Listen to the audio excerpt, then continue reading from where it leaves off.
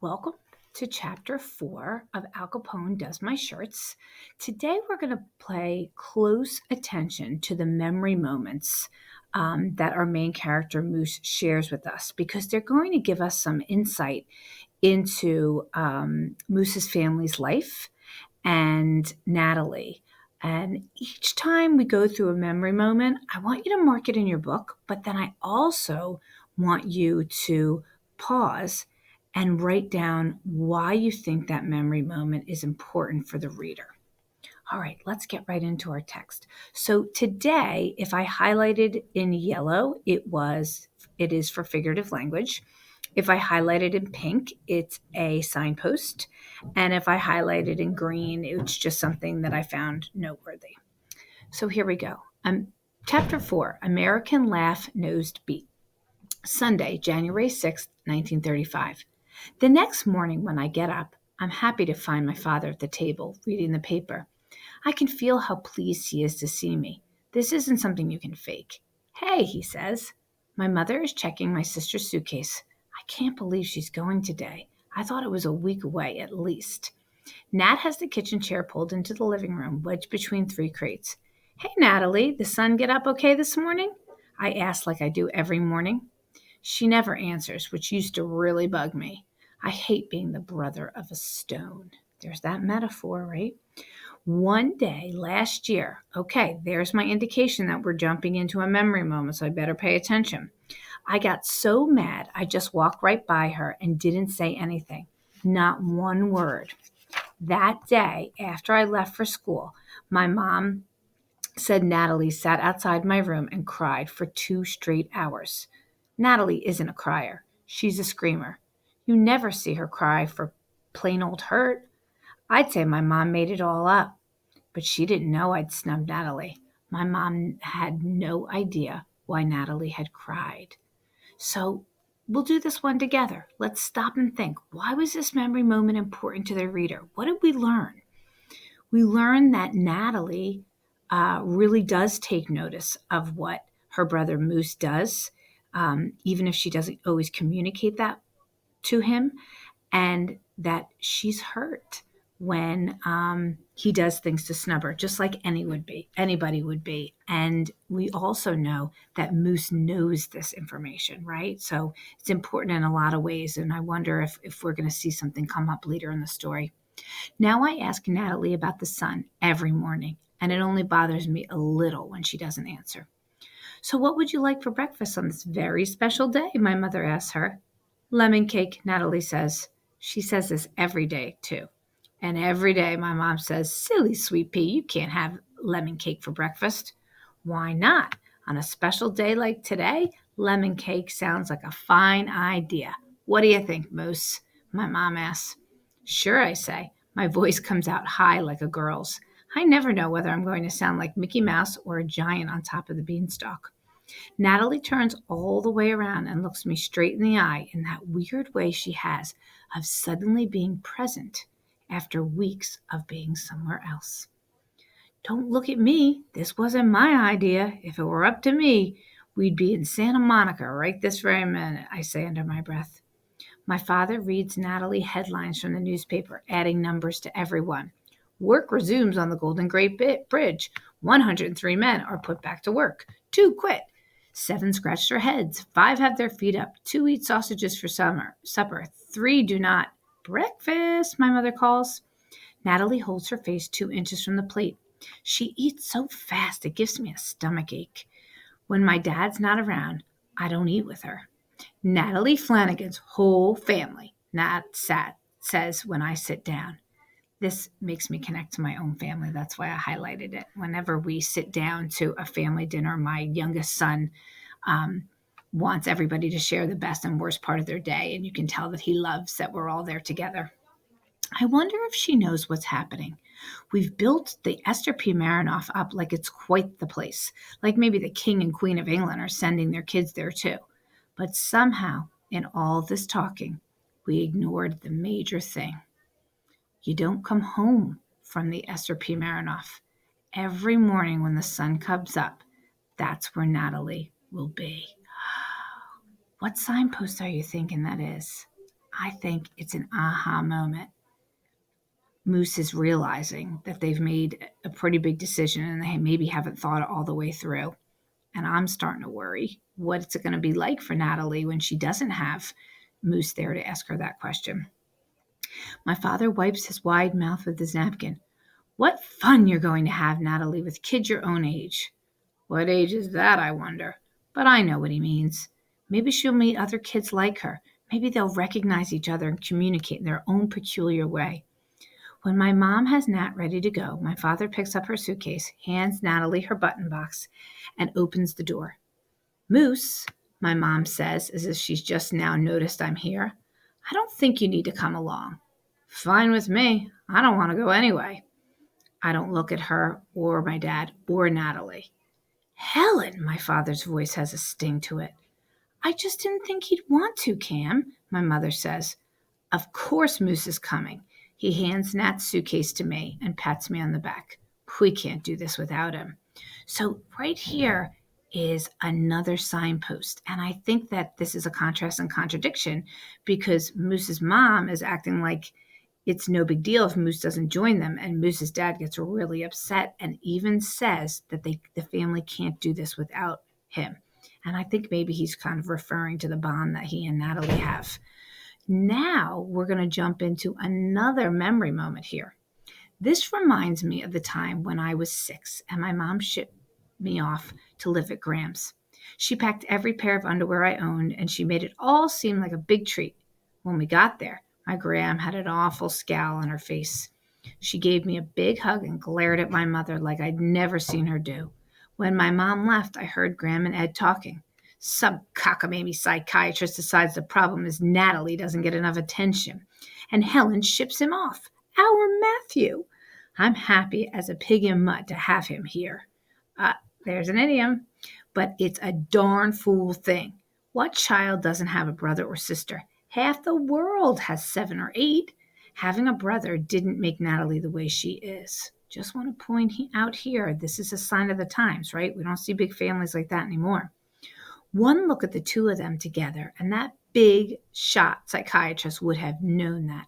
He's the one who ought to have his head examined. It's going to make Nat sicker just having Moose gone. Early the next morning, my father woke me. Get your pillow, Moose, he said, snapping the buckles on my suitcase. We're going home. So that's the end of the memory moment. So you're going to ask yourself the question and then write a note in your book. Why is this memory moment about Moose going to his grandmother's so important? We're walking down to the dock now. Natalie is going extra slow. I worry we'll miss the boat, but maybe that's her plan. I like to think all these years have been part of her plan too. And one day Nat will tell me it's all a crazy game she made up to see if we really loved her. My father jogs ahead. Yesterday the boatman told us, we don't wait for nobody. Even God himself has to get down here on time. But somehow the big ex-Army steamship called the Frank M. Cox is still there. My mother walks through the snitch box, a metal detector designed to make sure no one is bringing guns on the island. Ooh, I wonder if we're going to see that again and again. I'm predicting that's going to be an again and again. This new school is a good opportunity for you, Natalie, my mother tells her as I watch the boat guy unwind a rope as thick as my arm from the cleat. You are such a lucky girl to have this chance. I don't think they're talking about soccer cleats here. This must be a part of a boat where you put the rope, hold the rope on. Natalie says nothing. Her eyes are trained on a gull, wiggling a potato chip out from the wood slat bench. I look up at another big bird high in the blue sky, and another skimming over the green blue sea. My father has a book with him, McGregor's Illustrated Animal Book. He brought it because it has a good index. Nothing pleases Natalie more than having him read the index of a book to her. American Leaf-Nosed Bat, page 48. My father reads American Quail, page 232. American Spiny Rat, page 188. Tons of gulls are flying above our boat, which we watch them, Natalie and I. Natalie is rocking more than usual, but it doesn't look out of place here. The boat rocks away. So I'm wondering if Natalie's kind of feeling the stress that the family's feeling, that she's picking up on it now. I count 229 birds, I say, pointing at the gulls. Bad moose, Natalie says. 9 birds, 9. I smile at her. I count 47 people on the deck. Bad moose, 11 peoples, 11. Natalie loves catching my mistakes. Once, when I was 7 or 8, here's that memory moment again. She started bringing books to me, big old ones like the dictionary and the encyclopedia. She turned to the back and plunked the book on my lap. I couldn't figure out what she wanted. One day, just to get her to go away, I started reading the page she had just opened. It was a history book, and the index was full of names of people and places. I got to this one, Machu Picchu, and I said something like Machu Picchu. Bad moose, she said, Machu Picchu. I thought she was nuts until my mom informed me that is how it's pronounced. My mother went straight to the library and checked out a big stack of history books for Natalie. But it didn't take long to realize it wasn't history Natalie was interested in. It's the indexes she loves. Any subject will do. We still don't have any idea how she learned the correct pronunciation of Machu Picchu, though. All right, so we just finished that memory moment, and it's your time to possibly pause the video and put a note inside your book. Why do you think this memory that the writer has chosen to share is important for the reader? What do we learn? What do we notice? We're coming into the dock in San Francisco now. 12 minutes to get to Alcatraz, 20 years to get back, my dad says, the cons say. We sit a minute watching a church-going family walk down the gangplank. The toddler goes backward, hanging on the handrail and cautiously moving his squat legs down plank by plank. Everyone smiles at how careful he is. Going to be an insurance man when he grows up. His dad winks at my mom. I think the dad makes that comment because he's taking the safe way, and an insurance person would do that because their job is to not pay, really to try and not pay out. All right, troops, move him out, my father says, but my mom seems stuck in her seat. She's staring at the toddler who is walking across the dock, holding tight to his mom's hand. My mom blows her nose with her handkerchief. She's blinking fast, trying to keep back her tears. When Natalie sees this, she curls up in a tight little ball on the wood slat seat and will not move. My mother pulls herself together and tries to sound more cheerful again. Natalie, honey, I have a little cold, that's all, sweet pea. Now, come on, sweetheart, this is a wonderful day. Her voice sounds fake, and Natalie knows it. She pulls her knees tighter to herself. My father whispers that he hopes he won't have to carry her. So I highlighted this just because I thought it was important. The mom got emotional when she saw the toddler, and I think that she's thinking about Natalie and leaving the nest and, being a little person and being innocent, even though she's starting to grow up. This is a big moment for the family. And I also thought it was important that Natalie clearly picks up on the emotions of the family. He squats down on one knee and talks to Nat for a long time. The boatman nods to my mother and taps his wrist to signal time to get off. My mother fusses with her gloves, pulls her hat brim low, and walks across the deck to talk to him. I shift my weight from one leg to the other and back. Finally, my father's head pops up. He looks at me. Moose, can you get her up? He asks. Everyone who is getting off needs to get off, the boatman booms as people begin boarding for the trip back to Alcatraz. I look around, searching for an idea. I grab the book and flip to the back. American Laugh Nose Beat, page 3000, I say. Natalie is still curled up tight, but her head cocks a fraction of an inch. Australian Quill, page 200, I say. Now she makes a noise deep in her throat and bolts up. No, Moose. American Leaf Nose Bat, page 48. American Quail, page 232, she says. I take a step toward the gangplank. American Spiny Rock, page 18, I say. Bad Moose. Bad, bad, bad. American Spiny Rat, page 188. She shakes her head, but she's standing now, following me. Step by step, page by page, I get her off the boat. Now my dad has the brown suitcase, my mom is smiling, and Natalie is next to me. She finds my hand. She grips my fingers together so hard it hurts. Natalie has held my hand maybe once before in my whole life. Why does she pick now for this?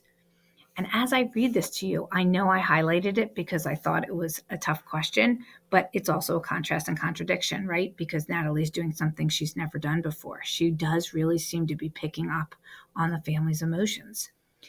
This is the right thing to do, I tell myself, but I don't believe it.